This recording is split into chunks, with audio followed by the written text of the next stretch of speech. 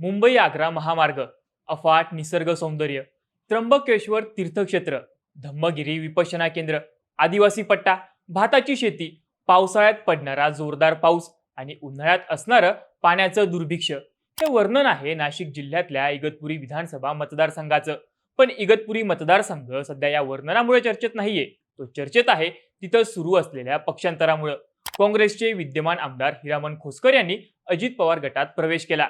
त्यांच्या प्रवेशानंतर शनिवारी इगतपुरीमध्ये अजित पवारांची सभाही झाली. साहजिकच त्यांची उमेदवारी इथून निश्चित मानली जात आहे. तर दुसऱ्या बाजूला ठाकरे गटाच्या उपनेतेपदी असलेल्या माजी आमदार निर्मला गावित काँग्रेसमध्ये प्रवेश करणार असल्याची चर्चा आहे. आता निवडणुकांच्या तोंडावर अशी पक्षांतरं होणं हे इगतपुरीमध्ये नवीन आहे का? तर अजिबात नाही. हा पक्षांतर पॅटर्न इथं जुना आहे. पण यंदा इगतपुरीमध्ये हा पक्षांतराचा डाव यशस्वी होणार का? पक्षांतरामुळे कुणाचं गणित बसणार आणि कुणाचं बिघडणार, पाहूयात या व्हिडिओमधून. नमस्कार, मी चैतन्य आणि तुम्ही पाहताय बोल भिडूची स्पेशल सिरीज मतदारसंघाचं राजकारण. इगतपुरीमध्ये दर निवडणुकांना इच्छुकांची संख्या मोठी असते. प्रत्येकानं आपापली समीकरणं लावलेली असतात. फक्त चिन्ह मिळालं तरी आम्ही निवडून येऊ असा कॉन्फिडन्स इथल्या नेत्यांमध्ये असल्याचं स्थानिक पत्रकार सांगतात. या इतिहासाप्रमाणे यंदाही विद्यमान आमदार हिरामन खोसकर हे काँग्रेसकडून, माजी आमदार निर्मला गावित शिवसेना ठाकरे गटाकडून, माजी आमदार काशीनाथ मेंगाळ हे शिवसेना शिंदे गटाकडून, माजी आमदार शिवराज झोले राष्ट्रवादी अजित पवार गटाकडून असे नेहमीचे इच्छुक होतेच. सोबतच इतरही इच्छुकांची भर पडली होती. यात सगळ्यात आघाडीवर असलेलं नाव होतं हिरामन खोसकर यांचं. हिरामन खोसकर हे त्र्यंबकेश्वर आणि इगतपुरी या मतदारसंघातल्या दोन्ही तालुक्यांमध्ये प्रस्थ असलेले नेते. जिल्हा परिषदेवर त्यांचा चांगला होल्ड. ते आमदार झाल्यावरही त्यांनी आपल्या कुटुंबातल्या सदस्यांना जिल्हा परिषदेवर घेत आपलं वजन कायम ठेवलं होतं. पण त्यांची वैयक्तिक ताकद त्यांना प्लसमध्ये नेणारी ठरली. खोसकर यांनी सरकारी हॉस्पिटलमध्ये रोज पेशंटची भेट घेणं, मतदारसंघातल्या छोट्या कार्यक्रमांनाही उपस्थिती लावणं, यातून आपला संपर्क वाढवला होता. 2014च्या इलेक्शनला त्यांचा पराभव झाला. पण 2019 मध्ये त्यांनी पुन्हा राष्ट्रवादीकडे उमेदवारी मागितली. पण ही जागा काँग्रेसनं हट्टानं मागून घेतली. पण त्यांच्या तिकिटावर विद्यमान आमदार असणाऱ्या निर्मला गावित यांनी शिवसेनेत प्रवेश केला होता. मग काँग्रेसनं हिरामन खोसकर यांना राष्ट्रवादीतून आयात केलं आणि खोसकर निवडून आले. खोसकर आमदार काँग्रेसच्या तिकिटावर झाले असले तरी त्यांची अजित पवार आणि राष्ट्रवादीची असलेली जवळीक ही कायम चर्चेचा विषय ठरली. त्यांनी एकनाथ शिंदे यांची ठाण्याच्या आनंद आश्रमात घेतलेली भेट, नंतर एकनाथ शिंदे यांचं केलेलं कौतुक चर्चेत आलं.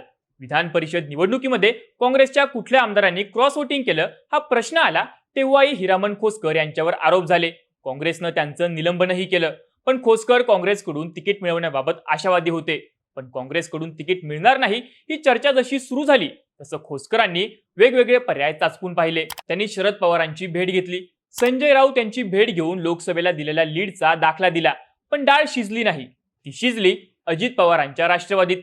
आणि हिरामन खोसकर इथून राष्ट्रवादीचे उमेदवार असल्याचे संकेत अजित पवारांनी जाहीर सभेत दिले. इगतपुरीमध्ये माजी आमदार आणि सध्या शिवसेना शिंदे गटात असलेल्या काशीनाथ मेंगाळ यांचंही नाव इच्छुक म्हणून चर्चेत आलं होतं. पण मेंगाळ यांना काही दिवसांपूर्वीच आदिवासी महामंडळाचं अध्यक्षपद देऊन त्यांची संभाव्य नाराजी रोखण्याचा प्रयत्न महायुतीकडून झाल्याचं बोललं जात आहे. पण शिंदे गटाच्या नाशिक मधल्या नेत्यांनी आपण अजूनही मेंगाळ यांच्या उमेदवारीसाठी आग्रही असल्याचे संकेत दिले आहेत. मेंगाळ यांचा इतिहासही पक्षांतराचा राहिलेला आहे.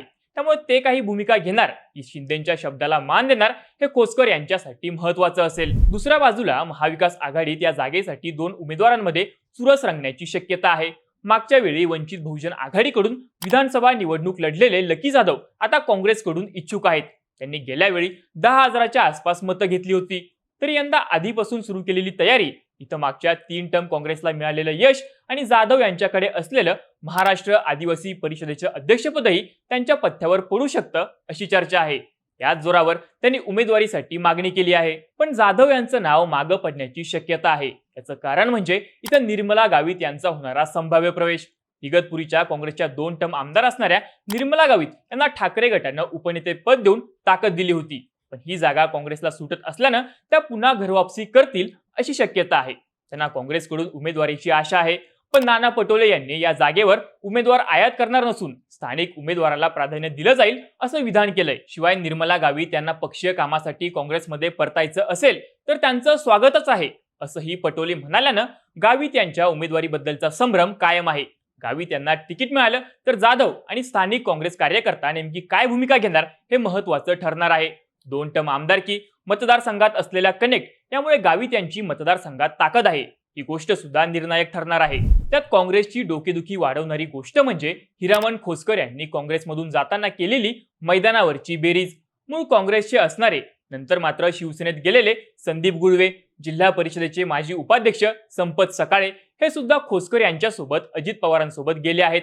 जिल्हा परिषदेचे माजी सदस्य, नाशिक आणि घोटी बाजार समितीचे पदाधिकारी यांनीही खोसकर यांची साथ दिली आहे. त्यामुळे काँग्रेसचा ग्राउंडवरचा बेस हलणार का, अशी चर्चा मतदारसंघात सुरू आहे. माजी आमदार शिवराम झोले यांनी स्वतः इच्छुक असतानाही खोसकर यांना पाठिंबा दिला आहे. सोबतच त्र्यंबकेश्वरमध्ये असलेली भाजपची ताकद सुद्धा खोसकर यांच्या पथ्यावर पडू शकते. त्यामुळे काँग्रेसमधल्या रिकामा जागा, अंतर्गत नाराजीची ठिणगी विरुद्ध खोसकर यांनी जुळवलेली समीकरणं असा सामना होऊ शकतो. पण म्हणून खोसकर यांना फ्री हँडही मिळणार नाही. याचं कारण म्हणजे मतदारसंघातली विरोधात जाऊ शकणारी परिस्थिती. इगतपुरी हा अनुसूचित जमातींसाठी राखीव असलेला आदिवासी बहुल मतदारसंघ आहे. इथं शेतकऱ्यांची संख्या ही मोठी आहे. आदिवासींचे प्रश्न, पेसा भरतीचा मुद्दा, त्यावरून झालेलं आंदोलन हे मुद्दे निवडणुकीत महत्त्वाचे ठरणार आहे. आदिवासी आणि शेतकऱ्यांमध्ये लोकसभा निवडणुकीवेळी असलेली नाराजी पुन्हा कळीचा मुद्दा ठरली तर विद्यमान आमदार असलेला हिरामण खोसकर यांना त्याचा फटका बसू शकतो. लोकसभा निवडणुकीमध्ये हा समाज एक हाती महाविकास आघाडीकडे गेला होता. खोसकर यांनी मंत्रालयाच्या जाळीवर मारलेली उडी लक्षवेधी ठरली असली तरी मतदारसंघात त्याचा फारसा इम्पॅक्ट झाला नसल्याचं बोललं जातंय. त्यामुळे सामना अटीतटीचा होण्याची शक्यता आहे. नाशिकमध्ये अजित पवार गट पूर्ण ताकदीने मैदानात उतरणार आहे. त्यात खोसकर यांनी काँग्रेसच्या तिकिटावर निवडून आल्यानंतरही जपलेले महायुतीच्या नेत्यांसोबतचे संबंध इगतपुरीच्या पक्षांतर पॅटर्नला पूरक ठरू शकतात. हीच पक्ष बदलण्याची खेळी निर्मला गावित करणार असल्या त्यांना ठाकरे गटाचा सपोर्ट, काँग्रेसचा फोर्स याची साथ मिळणार असली तरी अंतर्गत नाराजी डाव पलटवू शकते.